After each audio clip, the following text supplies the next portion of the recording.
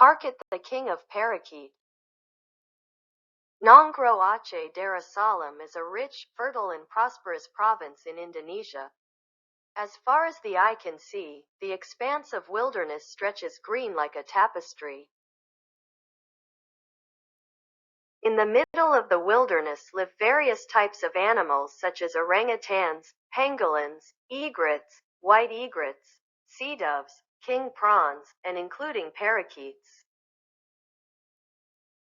In that forest, a fable was born among the people of Aceh that tells about the ingenuity of a parakeet king named the Parkit, who was able to save himself from a hunter who intended to kill him.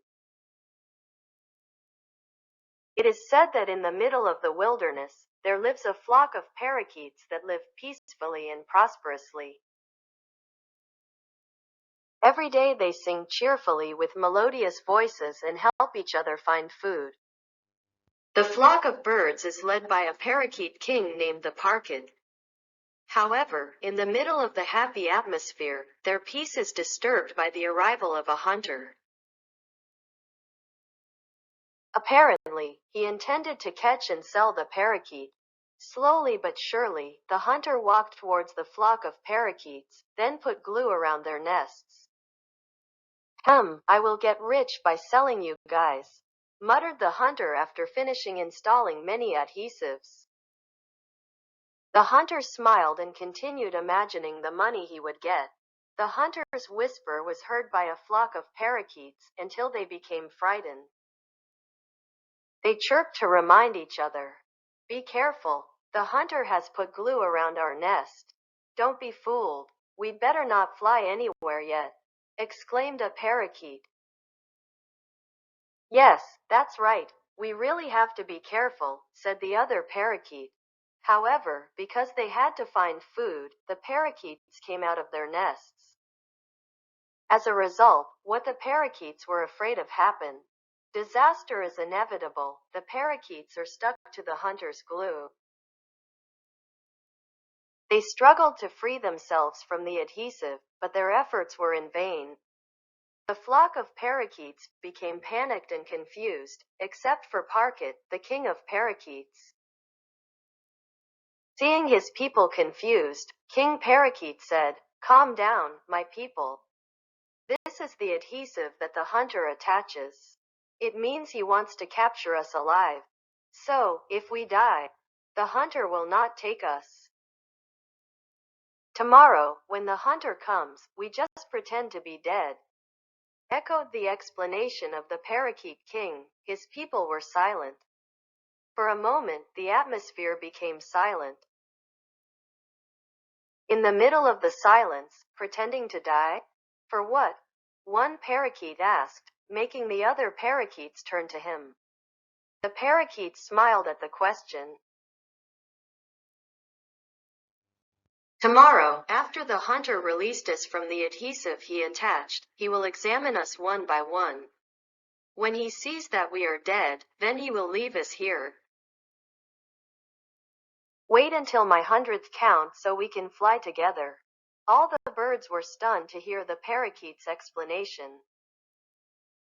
Oh, well, tomorrow we will pretend to die in order to be free from the hunter, said those birds in agreement. Now, those birds understand what the parakeet is planning. They promised to obey the king's orders. The next day, the hunter came. Very carefully, the hunter released the parakeets one by one from their adhesive. He was very disappointed because not a single parakeet was moving. He thought the parakeet was all dead, so he left it. With a feeling of regret, the hunter walks as he pleases. Suddenly he falls and slips. The flock of parakeets that were pretending to be dead around them were shocked and flew away in a moment without waiting for a count from the parakeet. The hunter also stood up in shock, because he felt he had been tricked by the flock of parakeets. However, he suddenly smiled because he saw a parakeet still attached to the adhesive. Then he approached the parakeet, which was none other than the Parkit. "I will kill you," snapped the hunter angrily. The Parkit was very frightened to hear the hunter's shout. The clever Parkit does not want to lose his life. He immediately thought to save himself because he did not want to be killed by the hunter. "Forgive me, master. Do not kill me. Release me, master," asked the Parkit. "No way. You and your friends have tricked me. Otherwise, I must have caught a lot of you," said the hunter angrily. "Yes, but that's not my fault. Forgive me, sir. I will entertain you every day," said the Parkit begging. "Comfort me?" asked the hunter. "That's right, sir. I will sing every day for you," exclaimed the Parkit. The hunter was silent for a moment thinking about the Parkit's offer. "Do you have a good voice?" asked the hunter, starting to get interested. The Parkit also sang. The melodious voice of the Parkit succeeded in persuading the hunter, so that he was not killed. After that, the hunter took the Parkit home. When he arrived at his house, the Parkit was not locked in a cage, but one of his legs was tied to a fairly high pole. Since then, every day the Parkit always sings to entertain the hunter. The hunter was very happy to listen to the Parkit's voice. "Luckily, I didn't kill that parakeet," said the hunter. He felt lucky, because many people praised the parakeet's melodious voice. Until one day, the parakeet's melodious voice was heard by the king of Aceh in his palace. The king of Aceh wanted the parakeet to be his own. The king called the hunter to him. The hunter also came to the palace feeling worried, because he loved the Parkit very much.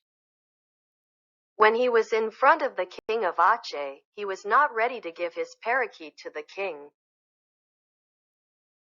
"Forgive me, your majesty. Servant did not mean to go against his majesty's wishes," said the hunter saluting. "Then, why don't you want to give the bird?" asked the king. "Forgive me, your majesty. Please forgive me. I love the bird very much. All this time I have taken good care of it," replied the hunter. Hearing that answer, "Then, what if I replace it with a lot of money?" the king offered. The hunter was silent for a moment thinking about the offer. "Pardon, your majesty. If your majesty really likes the parakeet, please send a guard to take it," said the hunter as he saluted. The king was very happy to hear the hunter's answer. He immediately ordered some of his guards to take the parakeet and hand over the money he had promised to the hunter. The Parkit was taken to the palace and put in a golden cage. Every day the Parkit is provided with delicious food. Even though everything was fine, the Parkit was still not happy. Because he felt imprisoned. He wants to return to the wilderness where he used to live, so that he can fly freely with his people. Feeling sad, the Parkit has not wanted to sing for the king for several days. Knowing that his parakeet did not want to sing anymore, the king began to worry about his parakeet. Wanting to know the true state of the bird, the king called the palace staff. "Why doesn't my parakeet want to sing these days?" "He's sick, huh?" the palace official replied. "Sorry, my lord. I don't even know why. I have fed him as usual, but still he doesn't want to sing." Hearing the answer from the palace officer, the king of Aceh became sad to see his parakeet that did not want to sing anymore. "What's wrong, huh?" murmured the king. A few days later, the Parkit did not even want to eat anything that was provided in his golden cage. He kept remembering the wilderness where he used to live. The Parkit began to think, "How can I get out of this cage?" muttered the parakeet.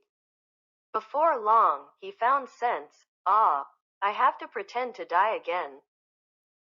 The Parkit smiled as he imagined himself free and flying high. Finally, one day, he pretended to die. Palace officer who found out the Parkit died immediately went to the king. Excuse me, my lord. I have taken care of and nurtured as much as possible, but this parakeet can't be helped anymore. Maybe because he was old, said the palace officer reporting the death of the Parkit. The king was very sad to hear the news of the death of his parakeet, because there would be no one to entertain him. Although the king still has another parakeet, but his voice is not as melodious as the Parkit. Because the Parkit can no longer be helped, prepare the burial ceremony. Bury my parakeet well, ordered the king. Ready, my lord. Do it, said the palace officer. The Parkit's burial will be carried out with a royal ceremony. At the time of burial preparations, the Parkit was removed from his cage because it was thought to be dead. When he saw everyone busy, he quickly flew as high as he could. In the air he shouts happily, I am free. I am free. People were just amazed to see that the Parkit who was thought to be dead could fly high. Finally the clever Parkit was free to fly to the wilderness where he used to live and which he loved. The arrival of the Parkit was greeted with excitement by his people. Finally, the Parkit, king of Parakeet, returned to his place of residence.